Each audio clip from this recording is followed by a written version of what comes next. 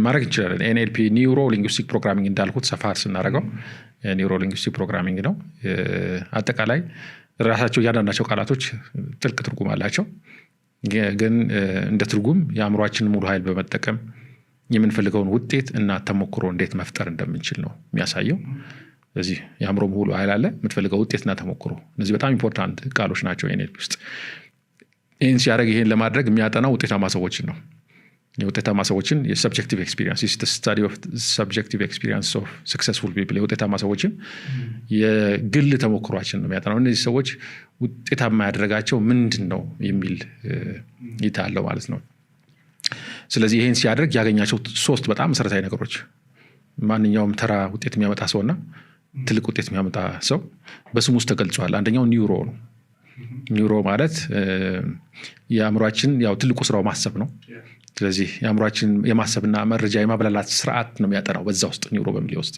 እዚህ ሁለት ሰዎች አንድ አይነት ሰርከምስታንስ ውስጥ አስቀምጣቸው ወይ መጥፎ ሊሆን ይችላል ወይ በጣም ጥሩ ሊሆን ይችላል ሁለቱም ሰዎች ያን ሰርከምስታንስ የሚረዱበት መንገድ የተለያየ ነው ብዙ ጊዜ የምንረዳው እውነቱን ሳይሆን እውነቱን እኛ በራሳችን መንገድ ሽፍት አድርገን ቀይረ ነው በራሳችን መንገድ ነው የምንረዳው ያ መረዳት ነው የኛን ውጤት የሚፈጥረው እንጂ እውነቱ አይደለም እውነቱ ምንም ሊሆን ይችላል እኛ የምንረዳበት መንገድ ነው ዴፊኒትሊ ይሄ ደግሞ ሁላችን በየቀኑ የምንመለከተው ነገር ነው በጣም ከባድ ችግር ውስጥ ለሰው አስቀምጣ አንደኛው ሊወጣ ይችላል ከችግሩ ውስጥ መውጣት ብቻ አይደለም ችግሩ መልካም አድርጎ ሊወጣ ይችላል አንደኛው ደግሞ ሁልጊዜ እዛው ኮምፕሌን አድርጎ ሊቀመጥ ይችላል እዚህ አንዱ ትልቁ ይሄ ልዩነት የሚፈጥረው ያ ኒውሮ እንዴት ነው ያንን ነገር ያብላሉበት መንገድ የሚለው ማለት የሚገባው መረጃ ሳይሆን የሚገባው መረጃ የተብላላበት መንገድ እዚህ አእምሮ አንዱ እንደ ማሽን የሚቆጠርበት ምክንያት ያ ነው ከባድ ስራ አለ እዚህ ውስጥ የሚሰራ ነገር አለ ውጭ ያለው መረጃ ወስዶ ኢንፑት ነው ማለት እንደ ጥሬ ዕቃ ብለው ያ ይብላላል ከተብላላ በኋላ ነው አውትፑት የምናገኘው አውትፑቱ የግል መረዳት ነው አንዱ ኢንተርናል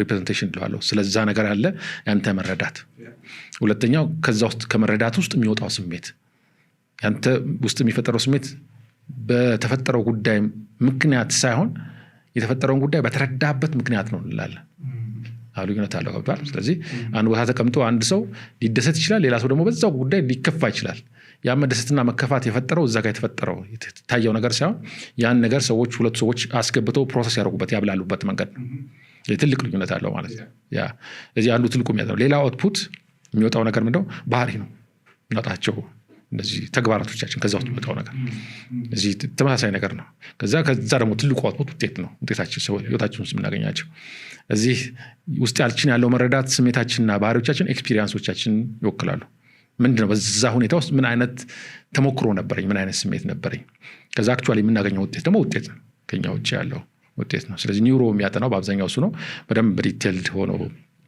እኔ ነገር በዛ ውስጥ አስገብተን ማለት ይችላል እዚህ ኒውሮአቸው አንዱ ወይ መረጃን ፕሮሰስ ያደርጉበት መንገድ ትልቅ ልዩነት ፈጥሯል ሁለተኛ አእምሮ ሲያስብ በቋንቋ ነው የሚያስበው ሊንግዊስቲክ የሚለው እሱ ነው የአእምሮ ቋንቋ ማለት ነው ስለዚህ ሊንግዊስቲክ የሚለው በዋናነት እሱ ነው የሚያጠናው ስለዚህ ምን አይነት ቋንቋ ነው በአብዛኛው ከራስ ጋር የምታደርጋቸው ንግግሮች ቋንቋ ስንል የምናወራው አማርኛ እንግሊዘኛ ምናምን ሳይሆን እሱ እንግዲህ ሊያደርገው ይችላል የአእምሮ ግን የራሱ ቋንቋ አለ እሱ ቬኮ ግን እንለዋለን ስለዚህ አንደኛው ምስል ነው ሁለቱም ኮንሽስም ሰብኮንሽስ ማይንዳችንም አንድ ላይ የጋራ ቋንቋቸው ቬኮ ነው ምስል ድምፅ መዳሰስ የመንካት ምንለው ማለት ነው ሽታና ጣዕም እነዚህ አንድ ቋንቋ ናቸው ስለዚህ መረጃ ስናብሰለስል ምናብሰለዘው በዚህ መንገድ ነው ስለዚህ በስሜት ህዋሶቻችን ነው ማለት ነው ያንን ነገር ስሜት ህዋስ ምናልባት የምንጨምረው ሰልፍ ቶክ አለው ከራስ ጋር የምታደርገው ንግግር ድምጽ ውስጥ ይገባል ግን ሰልፍ ቶክንም ይጨምራል ስለዚህ የኮንሽስም የሰብኮንሽስ ማይንድም ቋንቋዎች ናቸው ስለዚህ በአብዛኛው ምን አይነት ነገሮች ነው አእምሮዎች ውስጥ ታብሰለስለው ምን አይነት ቋንቋ ነው ያለው የሚያበረቱ ናቸው ተስፋ የሚሰጡ ናቸው ፍቅር እንዲሰማ የሚያደርጉ ናቸው የሚያነቃቁ ናቸው ወይስ በተቃራኒ የሚያስፈሩ የሚያስጨንቁ ምን አይነት ምስል ምን አይነት ድምጽ ምን አይነት ስሜት ምን አይነት ሽታ ምን አይነት ጣዕም ነው አእምሮ ውስጥ ያለው የሚለው ወሳኝ ነው ስለዚህ እሱም ልዩነት ፈጥሯል ውጤታማ የሆኑ ሰዎችና ያልሆኑ ሰዎች አንዱ ሲታይ ትልቁ ነገራቸው ምንድነው ከራሳቸው ጋር በተለይ ከራሳቸው ጋር የሚያወሯቸው የሚያብላሏቸው ነገሮች ትልቅ ልዩነት ፈጥሯል ግን ላንጉዌጅ ውስጥ ከራስ ጋር የሚደረግ ኮሚኒኬሽን ብቻ አይደለም የሚያየው NLP ከሰዎች ጋር የምናደርገውን ኮሚኒኬሽን ይመለከታል እዚህ የራሱ ላንጉዌጅ ኦፍ ኢንፍሉዌንስ የሚባል ነገር አለው ተጽዕኖ የማድረግ ያ ቋንቋ እንደማለት ነው ከኛ ውጪ አካባቢያችንስ የውጤት አካል አይደል? አካባቢያችን ብቻችን ምንም የምንፈጥረው ነገር የለም። እኔ እናንተ እዚህ ጋር መኖራችን ነው እና ክሩ ስላለ ነው ይሄ ነገር እየተሰራ ያለው። ስለዚህ እንዴት ነው ከአካባቢስ ጋር ኮሚኒኬት የምታደርግበት መንገድ የምትፈልገውን ውጤት እንድታመጣ የሚያስችል ነው።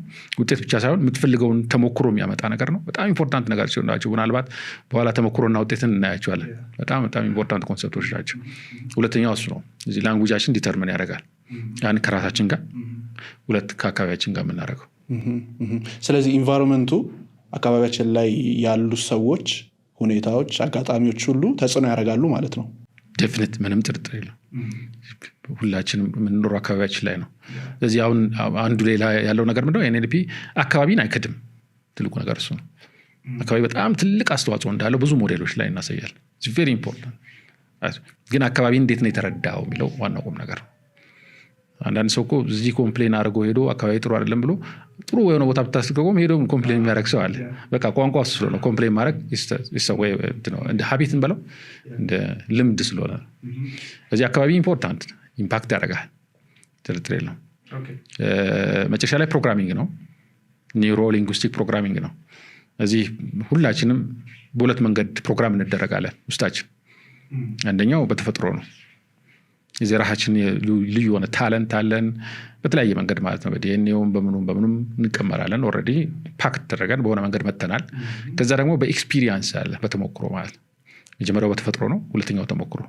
ምናልፍባቸው ያደግንበት አካባቢ፣ ካልቸሩ፣ የነበርንበት ኤክስፒሪየንሱ፣ ተሞክሮ፣ እነዚህ ነገሮች ሁሉም ማንነታችን ይፈጥራል፣ ተፈጥሯችን ብቻ ሳይሆን።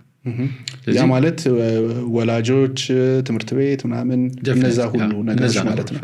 እና እነዚህንም ደግሞ ራሱ ተሞክሮቻችን ደግሞ ራሳቸው ምን አይነት ኤክስፒሪየንስ ነበር፣ ሰው አይኖርም ምን አይነት ኤክስፒሪየንስ ነበር ቢለው ተሰማው ተሞክሮም ይፈጥርብህ ነገር አለ። ስለዚህ ያም ያንተ መገለጫ ነው፣ ያንተ ማንነት ነው። ስለዚህ ይሄም at the same time ከፍታና ዝቅታን ይወስናል። አንዳንድ ጊዜ አእምሮ ውስጥ ያለው ፕሮግራም የምትፈልገውን ፍላጎት